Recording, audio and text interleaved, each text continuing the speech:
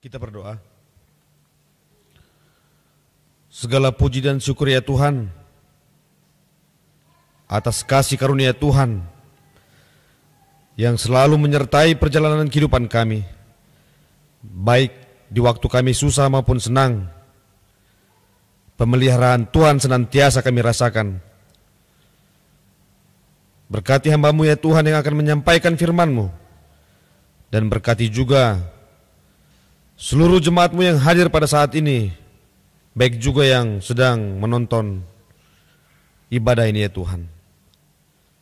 Kiranya Roh Kudus-Mu yang selalu menerangi hati dan pikiran kami, agar kami semakin mengerti dan mampu menghidupi firman-Mu di tengah-tengah kehidupan kami.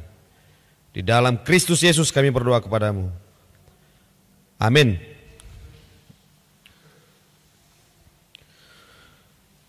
Shalom dan horas untuk kita semua.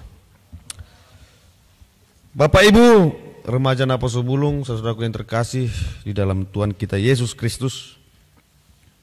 Firman Tuhan yang akan berbicara kepada kita di minggu ke-21 setelah Trinitatis tertulis di dalam kitab 2 Raja-Raja pasal yang ke-23 ayat yang pertama sampai dengan ayat yang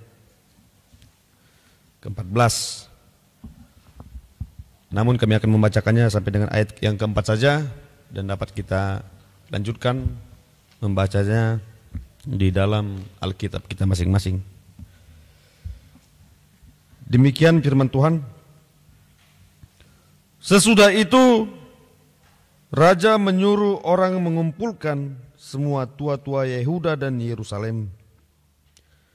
Kemudian pergilah raja ke rumah Tuhan, dan bersama-sama dia semua orang Yehuda dan semua penduduk Yerusalem, para imam, para nabi, dan seluruh orang awam, dari yang kecil sampai yang besar. Dengan didengar mereka ia membacakan segala perkataan dari kitab perjanjian yang ditemukan di rumah Tuhan itu. Sesudah itu berdirilah raja dekat tiang, dan diadakannya lah perjanjian di hadapan Tuhan untuk hidup dengan mengikuti Tuhan dan tetap menuruti perintah-perintahnya, peraturan-peraturannya, dan ketetapan-ketetapannya dengan segenap hati dan dengan segenap jiwa untuk menepati perkataan perjanjian yang tertulis dalam kitab itu. Dan seluruh rakyat turut mendukung perjanjian itu.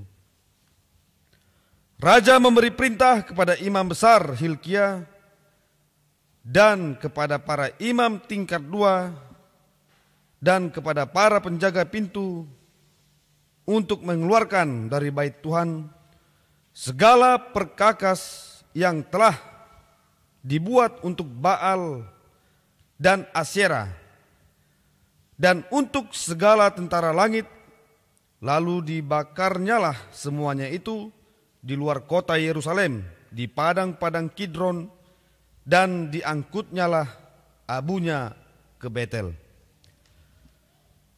Ya, sampai di sini saja di ayat yang keempat kami membacakannya.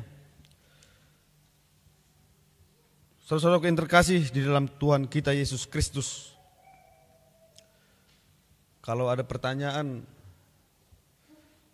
sudah lelahkah kita dengan situasi yang sekarang ini? Ada nggak rasa lelah kita?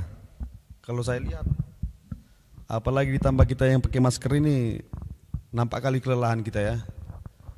Sudah berapa bulan pandemi ini masih selalu membayang-bayangi kita. Jadi kelihatan dari raut wajah, dari cara memandang, senyum pun kita sudah sangat sulit.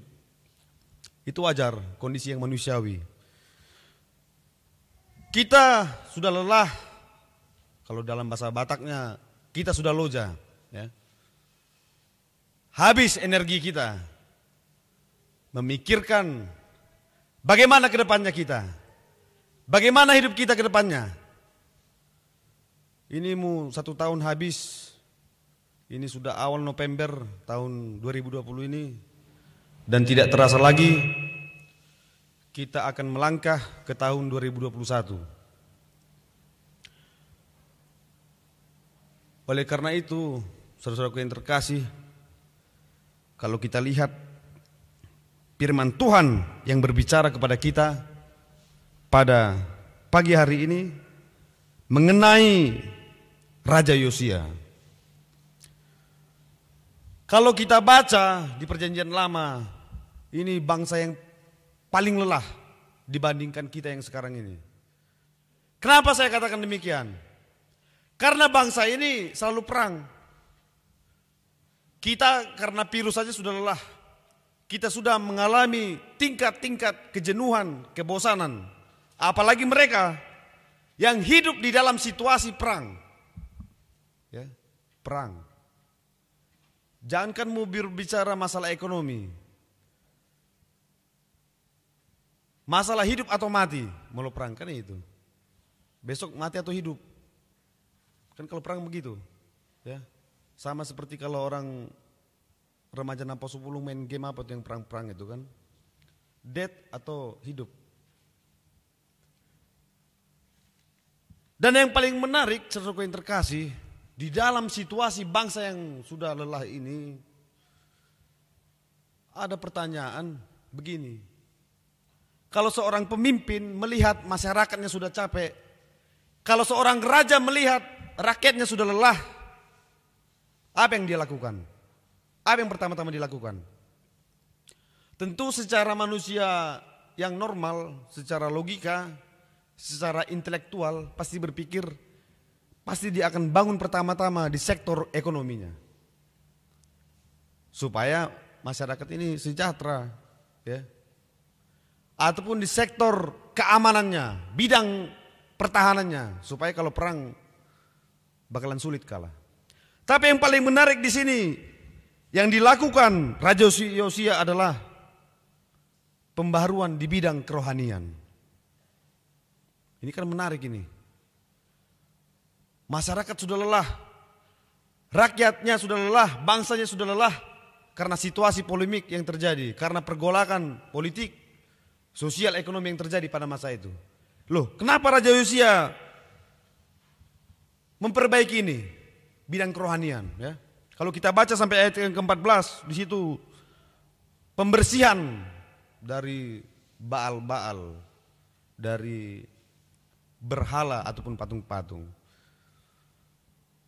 Harus kita sadari, saudara-saudara yang terkasih, Bapak Ibu yang dikasih oleh Tuhan kita Yesus Kristus. Kesehatan ini, ya, di dalam dunia kesehatan ataupun di dalam bidang kesehatan, yang sehat bukan hanya fisik, tetapi juga non fisik, yaitu spiritual. Jadi kalau kesehatan spiritual ini sudah masuk di undang-undang, ya, di WHO juga sudah masuk ini. Ini yang tanpa kita sadari, yang sering kadang terlupakan di tengah-tengah kehidupan kita. Apa alasan Yosia? Dia perbaiki di sektor kerohanian supaya bangsa ini memiliki spirit. Kalau dikatakan spirit, ya, dari kata spiritual, semangat. Semangat untuk apa? Semangat untuk hidup. Kenapa dikatakan semangat untuk hidup? Karena mereka tidak tahu kepastian yang akan datang di hidup mereka. Karena apa? Karena bangsa yang di tengah-tengah suasana perang, buado ngulurun, mati do manang mangulu sokot, kan itu. Bertanya-tanya di dalam hati. Oleh karena itu, saudara yang terkasih, Raja Yosia di sini diperkuat di bidang kerohanian. Asaboha, supaya apa? Supaya semangat, spirit mereka itu tetap hidup. Supaya bangsa ini tetap bisa menatap bahagia ke depan. Jadi selalu berorientasi ke depan. Nah, begitu juga dengan kita, saudara yang terkasih, terutama ini sangat relevan dengan kehidupan kita sekarang, ya.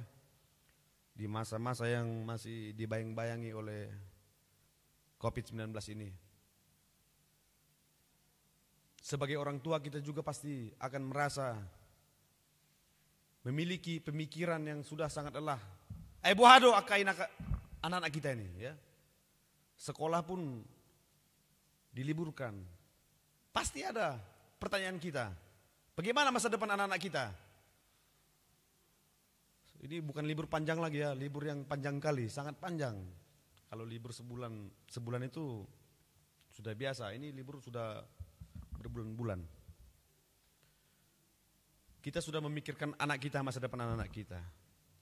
Kita memikirkan pekerjaan kita. Di zaman sekarang ini karena Covid sudah banyak orang yang kehilangan pekerjaan. Ada istilahnya banting setir ya, ganti profesi dan segala macam.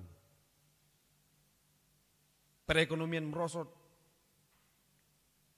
Nah, karena situasi yang seperti ini, apakah kita masih punya semangat? Saya tanya kepada kita semuanya di sini. Apakah kita masih punya spirit untuk menjalani hidup ini? Apakah kita masih sangsi atau kita masih cemas terhadap kehidupan yang sedang kita hadapi ini? Tentu kalau part 33 pasti sudah pusing ya. Karena apa? Tentu pasti akan mengalami kerugian. Karena situasi yang sekarang ini di segala lini usaha kehidupan mengalami kemerosotan ekonomi. Tentu ini menjadi beban pikiran. Jadi kita sudah habis memikirkan, energi kita sudah habis memikirkan segala persoalan polemik yang ada pada masa sekarang.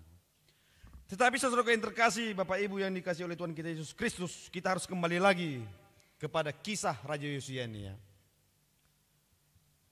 Karena ketika spiritual kita sehat, sesulit apapun kondisi, seberat apapun beban yang kita hadapi, itu bisa kita lewati. Sama seperti bangsa ini, bangsa Israel. Dulu selalu perang, sekarang kita lihat bangsa Israel. Kita lihat bangsa Israel. Ya. Ahli berpikir semua. Orang-orang yang sangat jenius.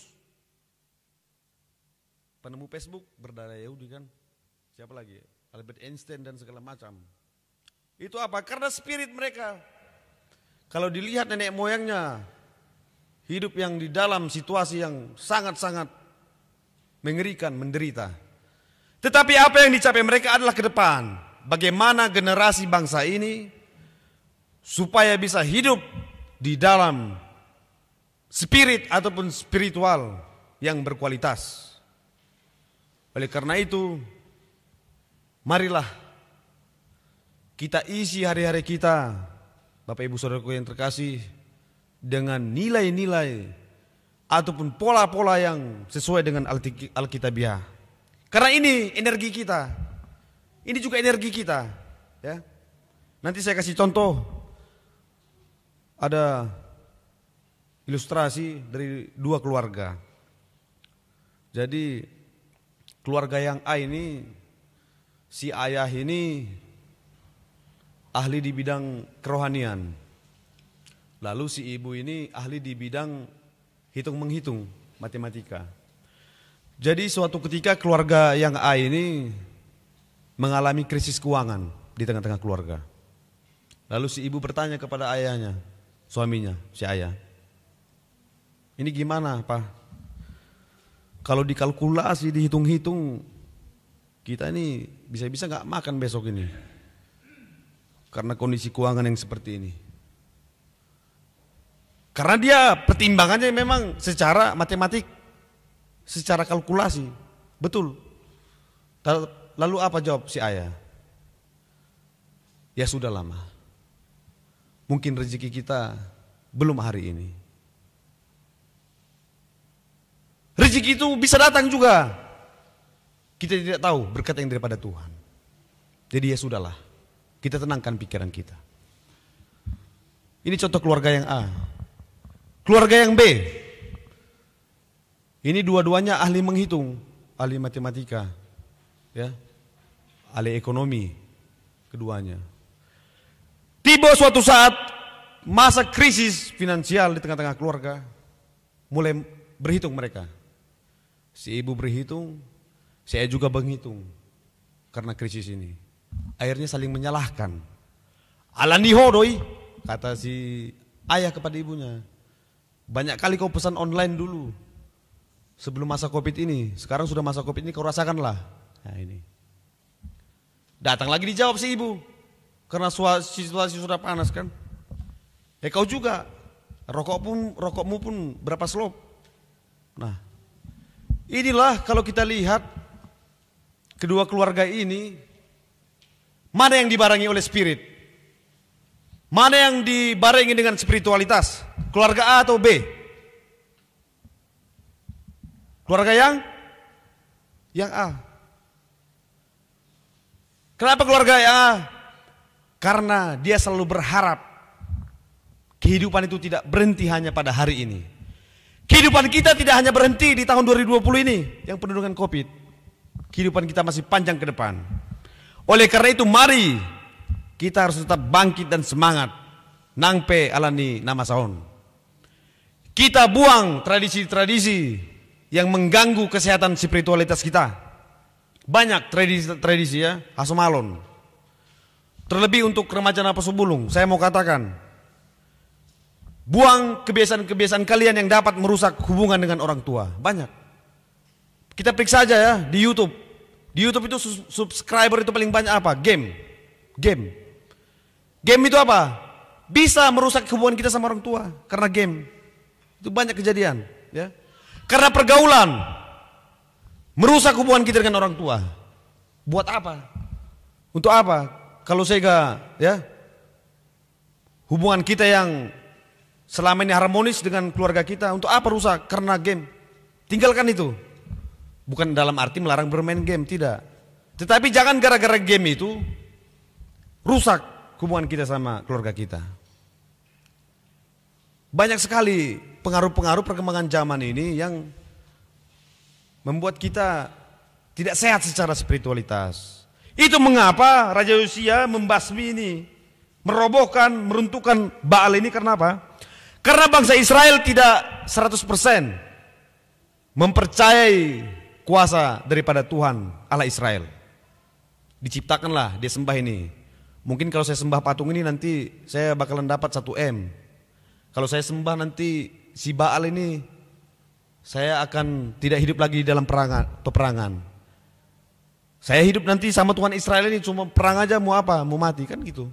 Jadi inilah spiritualis kita harus sehat, harus murni yang betul-betul kepada Tuhan. Banyak yang bisa kita lihat Amang Inang, saudaraku yang terkasih ya, pengaruh-pengaruh zaman sekarang ini banyak sekali ya. Saya juga hobi bermain game ya, hobi juga bermain catur. Tetapi bukan berarti karena gara-gara catur saya merbadai dengan Inata kan gitu. Jadi artinya disinilah kita harus menjaga, karena spiritualitas itu adalah energi positif yang memampukan kita untuk dicintai dan mencintai. Ya. Kalau spiritualitas kita sehat, kita akan mampu untuk mencintai dan dicintai. Cintai keluarga. Hikmah yang kita ambil di dalam masa Covid ini, kita perhatikan. Saya yang tadinya kurang rajin memperhatikan kesehatan keluarga, contoh HP, gara-gara Covid ini selalu saya semprot, saya lap, karena sering disentuh kan. Bukan HP saya aja, HP istri juga saya lap, saya semprot. Jadi kita ada rasa kepedulian, ada rasa cinta kita untuk kesehatan keluarga kita. Ima. Jadi kita diajar bagaimana kita saling care di dalam keluarga, terutama untuk kesehatan. Saling care, saling mendukung. Ya, jangan sampai lalai di dalam untuk kesehatan keluarga kita. Itulah spiritualitas yang harus menjadi praktik di tengah-tengah kehidupan kita. Bagaimana kita care dengan kesehatan anak-anak kita, kita care dengan kesehatan suami istri di tengah-tengah keluarga, terutama di masa-masa Covid ini. Dan harus kita selalu buang tradisi-tradisi yang selalu mengatakan ayo mulu halak kita on. Si patah saya dong nama dok. Ayo toh emang nggak ditangyak kau nih. Pitamid dosu di, habis dang mencuci tangan di mana? Ya gimana ini? Ya. Ini di tengah-tengah keluarga. Baru kita juga di tengah-tengah kumpulan komunitas, di tengah-tengah punguan, ya.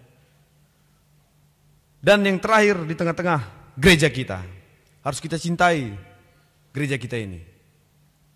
Ya. Harus kita bangun relasi-relasi yang baik, relasi-relasi yang saling mendukung di tengah-tengah kesehatan kita, terutama juga untuk di dalam gereja kita ya. Saling mendukung, saling memperhatikan di tengah-tengah kehidupan kita. Dan inilah yang dinamakan gereja yang dibaharui dan gereja yang membaharui. Ya, kalau kita tadi sudah baca di doa Sabat itu kan sangat indah sekali. Ya, bagaimana di keluarga harus selalu dibaharui di tengah-tengah masyarakat, di tengah-tengah gereja. Karena saudara-saudaraku yang terkasih, ketika kita tetap mempunyai spirit, ketika kita tetap mempunyai semangat, yakinlah kita bakalan selalu produktif, selalu kuat. Ini bukan persoalan umur ya. Mau lansia, yang masih muda, setengah tua, bukan di situ. Tetapi bagaimana kita tetap mempunyai semangat hidup. Kalau kita tidak mempunyai lagi semangat hidup, itu yang dinamakan putus harapan, putus asa. Itu dia jambar di Manguluon, kan itu. Tetapi ketika kita memiliki semangat hidup, badai pasti berlalu, itu dia. Itu keyakinannya, badai pasti berlalu. Tidak ada badai yang tidak akan berlalu. Seluruh badai kehidupan itu pasti berlalu. Adong detik kini, adong do masanya ya. Ada masanya, ada waktunya. Hanya menunggu waktu saja. Sekarang bagaimana kita tetap harus menjaga hubungan-hubungan kita, relasi-relasi kita. Ya. Jangan sampai si ibu tidur di kamar, si ayah tidur di ruang tamu. Ya.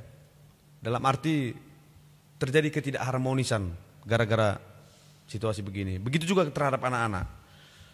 Tentu Amanginang, kita sebagai orang tua tantangan kita lebih besar ya di masa-masa pandemi ini untuk memikirkan tingkah laku anak-anak mungkin, apalagi selalu sering bersama-sama atau dia banyaknya di luar.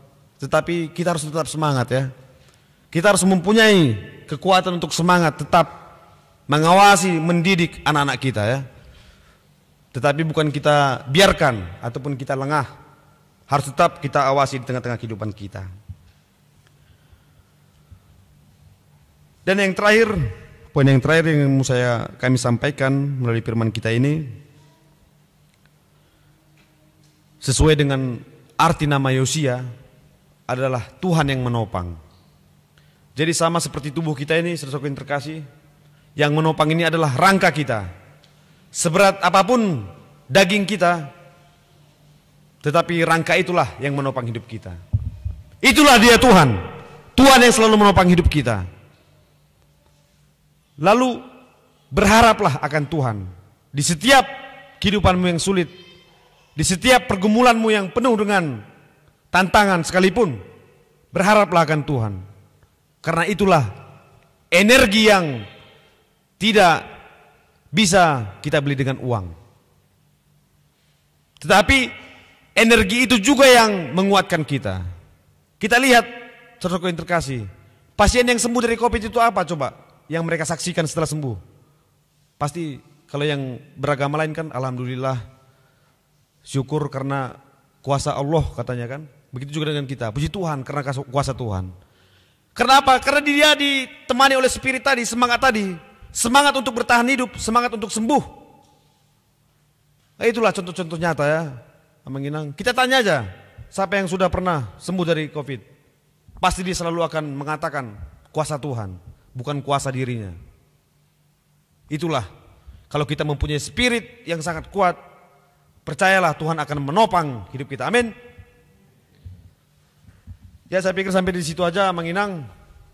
Kiranya firman Tuhan ini dapat menjadi pedoman di dalam kehidupan kita, menjadi bekal hidup kita untuk tetap kita melangkah di tahun-tahun yang akan datang, di hari-hari yang akan datang. Mari kita saling membangun, mari kita saling mendukung, baik di rumah tangga, di masyarakat, di gereja maupun di negara. Karena kita harus selalu diperbaharui.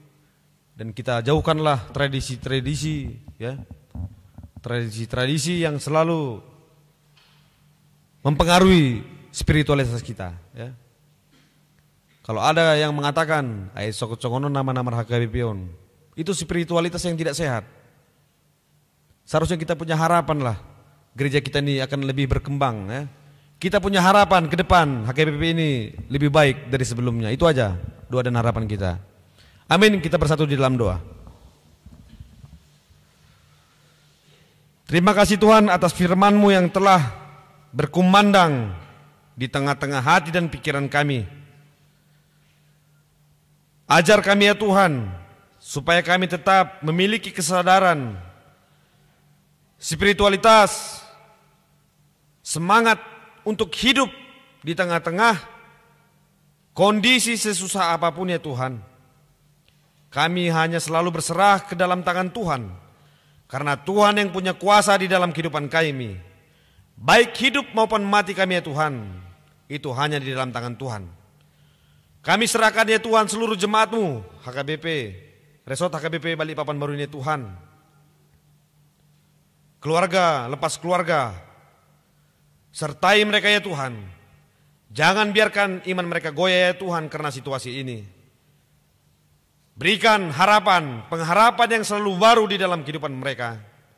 Baik di dalam bidang ekonomi, keharmonisan rumah tangga, masa depan anak-anak mereka ya Tuhan.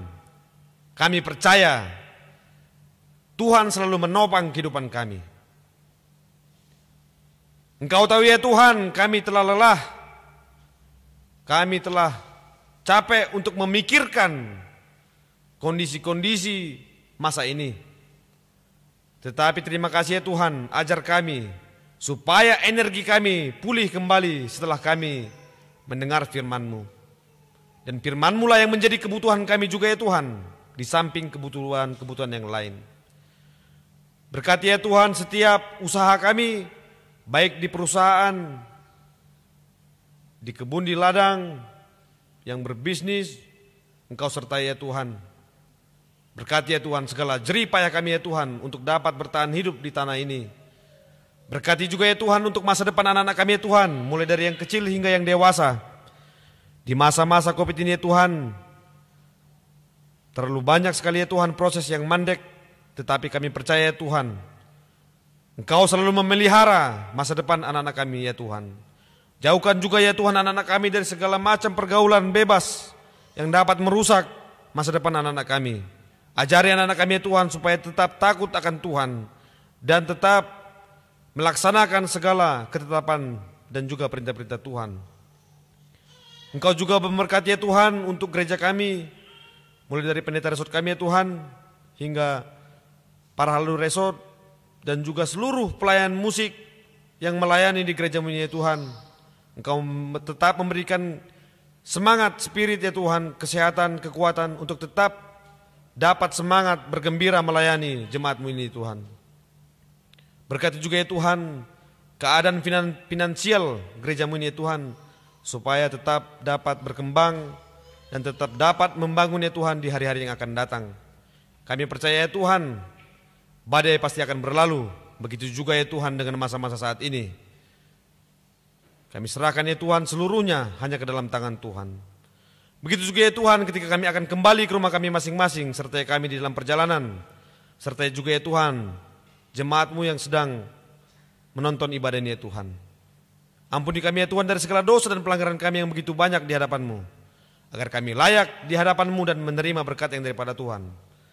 Hanya di dalam nama anak-Mu Tuhan Yesus Kristus yang hidup, Juru Selamat kami. Amin.